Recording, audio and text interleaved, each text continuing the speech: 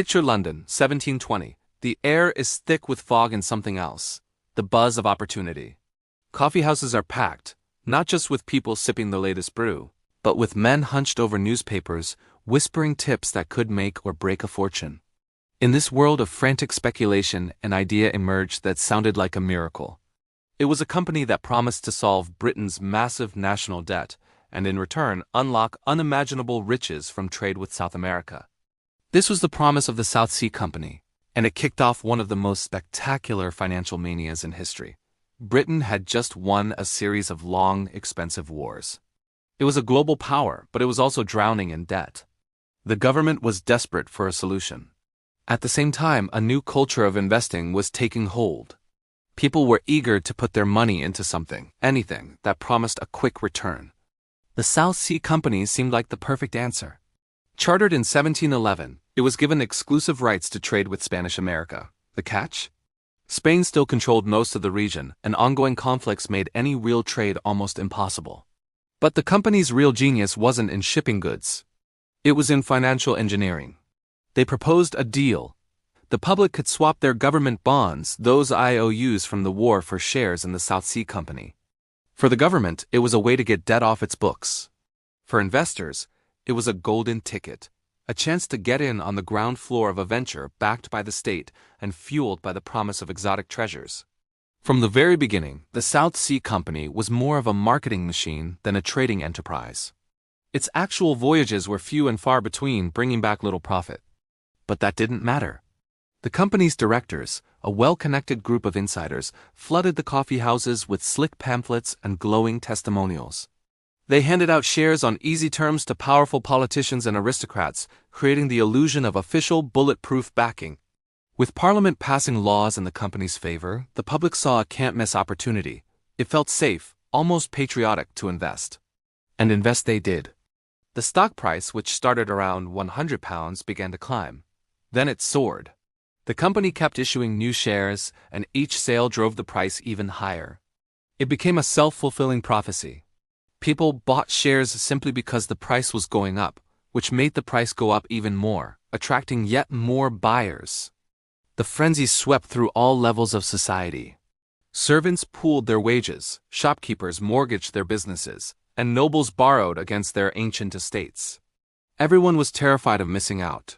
This speculative fever was contagious. All sorts of absurd companies popped up, promising everything from impossible inventions to schemes for perpetual motion. The coffeehouses became chaotic, informal stock exchanges where wild rumors were traded as facts. The spectacle of numbers climbing higher and higher on a piece of paper was all the proof anyone needed. It felt real. It felt unstoppable. But beneath the glittering surface, the entire structure was rotten. The company had almost no real income. The money from new investors was just being used to pay off earlier ones and to artificially prop up the stock price. In a particularly reckless move, the directors started lending people money to buy shares, using the very same shares as collateral. The whole system was a house of cards, built on circular credit and blind confidence. It could only survive as long as new money kept pouring in. By the summer of 1720, the mania hit its peak. The share price rocketed to over £900. It seemed like the party would never end. But then the whispers started. A few savvy insiders, knowing the game was almost up, quietly began selling their shares, locking in their massive profits. Doubts began to surface in the coffee houses. Where were the treasure-laden ships from South America? Were the company's earnings real? The mood shifted from euphoria to annoying unease, and then the music stopped. When confidence finally broke, the collapse was swift and brutal. Suddenly, there were no buyers left. Creditors demanded their money back. The stock price plummeted, wiping out fortunes in a matter of weeks. Those who sold at the top walked away as some of the richest people in Britain. But countless others were left with nothing. Merchants lost their businesses, families lost their homes, and ordinary workers lost their life savings. The shockwave of bankruptcies and personal tragedies rippled across the country and even into Europe. The fallout was immense, and it was political. A furious public demanded answers.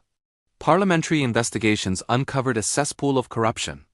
It turned out that company directors had bribed government ministers and members of parliament with shares and cash to get favorable laws passed. The Chancellor of the Exchequer himself was implicated, thrown into the Tower of London. Some directors had their estates confiscated. Others fled the country.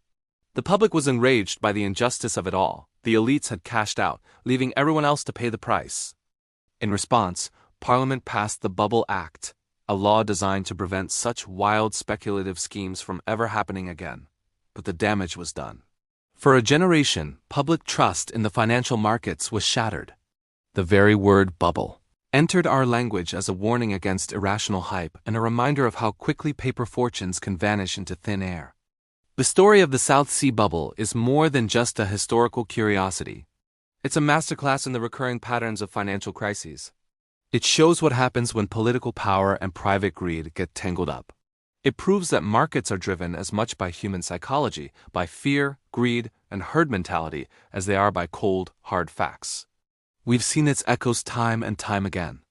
Think of the dot-com boom of the late 90s, when companies with no profits were valued in the billions based on a good story. Or the 2008 financial crisis, where complex, poorly understood financial products spread risk throughout the global system. And today, with cryptocurrencies and meme stocks, we see the same ingredients: a compelling narrative, influential endorsements, and the powerful human urge not to be left behind. So what can we learn from a 300-year-old financial disaster? The lessons are timeless. Transparency is crucial. We need to know where the profits are really coming from. Regulation matters. There must be a clear line between those who make the rules and those who play the game. And on a personal level, a healthy dose of skepticism is your best friend. Always ask the tough questions. Who benefits most if this succeeds? And what happens if the story falls apart? The South Sea bubble wasn't just about a few bad actors. It was a systemic failure, fueled by a collective hunger for easy wealth and a blind faith in authority. Economies recover and new rules are written, but the human tendencies that drive these manias never go away. Each generation faces its own version of the South Sea Company, a dazzling promise that this time, it's different. The story of that feverish summer in 1720 is a powerful reminder that trust in markets has to be earned, and that when a deal looks too good to be true, it almost always is. Thanks so much for watching. If you found this story interesting, please hit that like button and subscribe for more deep dives into the events that shaped our world. See you next time.